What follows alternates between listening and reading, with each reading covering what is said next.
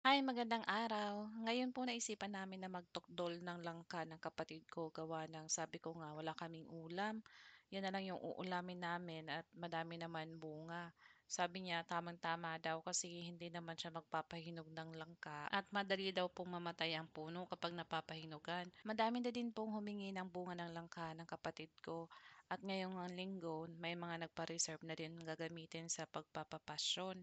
In season nga ng bunga ng langka ngayon dito sa probinsya, kaya madami talaga kahit sa palengke. At ang kagandahan dito sa puno ng langka namin, ito ay kulay puti at tinatawag na lagitan.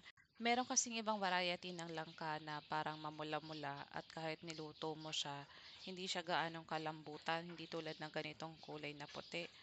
Sabi ko nga sa kapatid ko, siya na lang yung magbalat at maghiwa ng langka at ako ay pupunta sa palengke. Ang naisip ko nga panghalo lamang dito ay sardinas o kaya tinapa kasi mas malasa. Pero pagdating ko nga sa palengke ay nakakita ako ng alimango. Konti lang naman yung binili ko, mga 3/4 para pansahog. Bibili na din sana ako dyan ng buong nyog at kami na lang magkukudkod. Kaso naalala ko pala, sira pala yung kudkuran namin, kaya bumili na lang ako ng nakaredy na sa palengke na gata. Naalala ko din nung mga bata kami, ang ginagawa pa naming luto sa langka, maliban sa gulay, ay yung tinatawag na palusag. So papakuluan mo lang yung langka na yan, tapos lalagyan mo lang siya ng bagoong. Tapos maglalagay ka din ng bagoong sa platito, tapos lalagyan mo ng kalamansi. Ayun, solve na yung pananghalian namin ng mga bata kami. Isa din sa mga paborito ko sa langka ay syempre kapag hinog na. Ang ginagawa namin diyan ay minatamis na langka.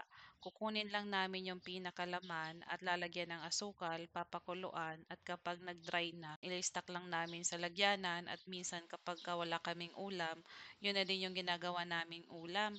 At yung mga buto naman ng langka ay pinapakuluan lang namin at yun yung nagiging meriendahan namin. Ang lasa nun ay parang earthy na nutty flavor na may pagkahawig sa nilagang mani. Nakarating na nga pala ako diyan galing palengke at naabutan ko pa yung kapatid ko na naghihiwa pa rin ng langka at ang sabi ko sa kanya ay tutulungan ko na lang siya para madaling matapos. Pero sabi niya wag na lang kasi magpabaga na lang daw ako ng apoy at sa labas daw kami magluluto. At pagkatapos ko nga magbabaga diyan ay kinuha ko na yung binili ko sa palengke at uhugasan ko na yung alimasag.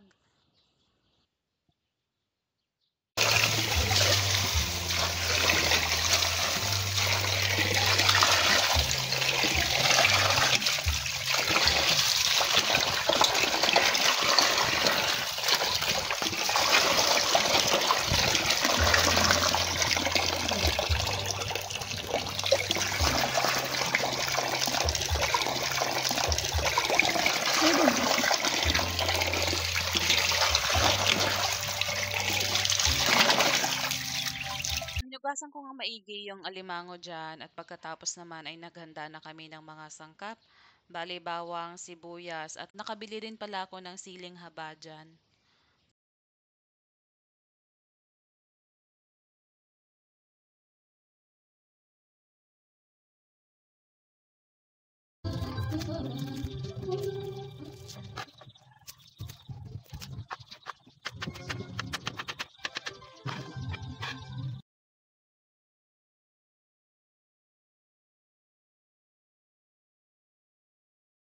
Pagkatapos nga namin maghiwa ng mga sangkap diyan, nilagay ko na yung kawali at nung mainit na nilagay ko na yung pangalawang gata.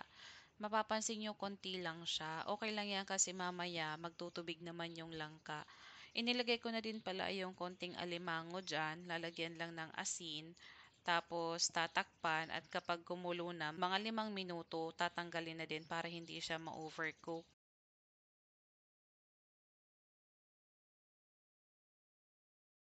At ayan, kumulo na nga yung alimango, ngayon naman ay hahanguin na natin siya diyan para hindi nga siya ma-overcook. Tapos ibabalik na lang natin mamaya.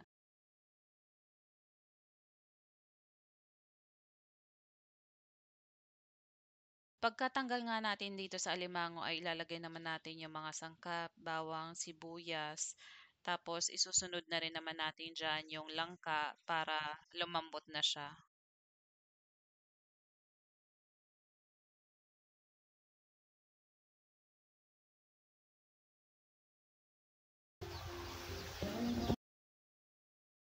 At habang ang hinihintay natin kumulo at lumambot yung langka ay hiniwan naman ng kapatid ko dyan yung alimango para daw mas malasa kapag binalik ulit.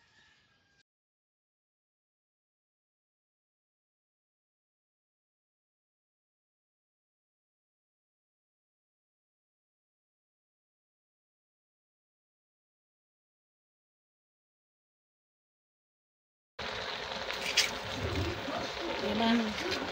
Dahil hinihintay natin babalik natin yung alimango para naman magsama-sama na yung lasa nila.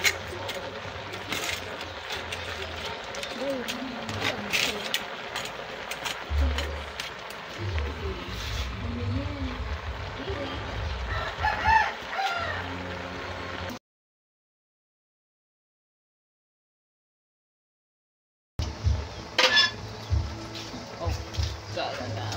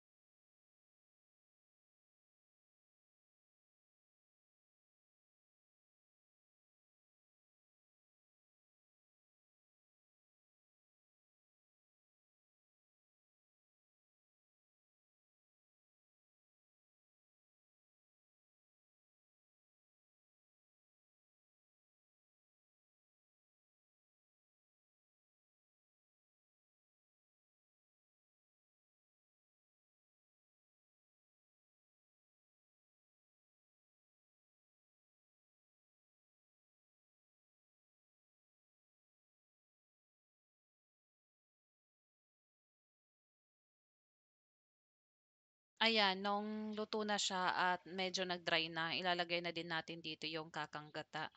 Ito yung unang piga.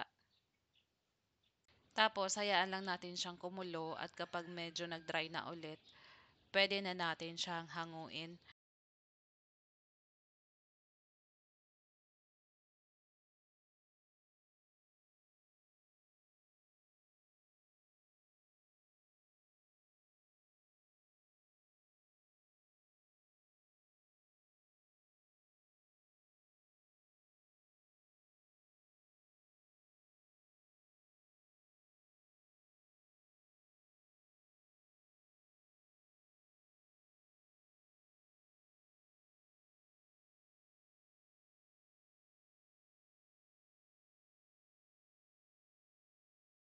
At ayan na po, luto na ang ating gulay na langka para sa aming pananghalian.